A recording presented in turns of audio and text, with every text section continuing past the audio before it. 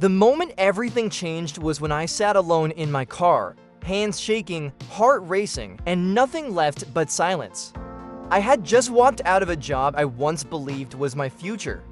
My relationship had ended days before my bank account was a joke, and for the first time in years, I had no idea who I was or where I was going. The weight of starting over was unbearable, and the worst part, nobody tells you how heavy it feels to carry the fear of becoming nothing I thought I had. Done everything right, followed the rules, stayed in line, worked hard. But life doesn't always reward you for following the script. Sometimes it burns the script and hands you a blank page. At first, I panicked. I wanted to fix everything overnight. I applied for jobs I didn't want, tried to win back a love that wasn't mine, and smiled for people just to avoid their pity. But deep down, I was drowning. Every day felt like walking through fog. I questioned everything. Why now? Why me? Why did life feel so cruel when I had tried so hard to do things the right way? I battled shame, self-doubt, and anxiety. I lost sleep. I lost weight. I lost the version of me I had spent years building. But strangely, that loss, though painful, was the beginning of something I never saw coming.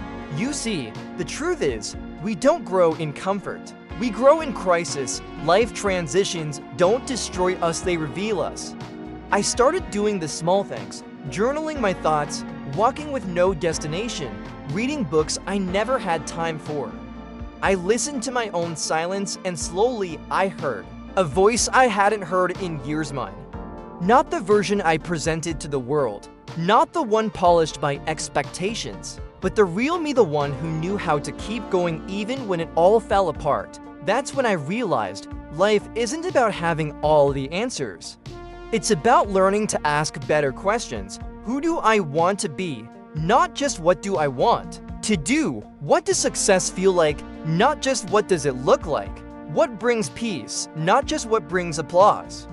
That clarity didn't come from achieving more.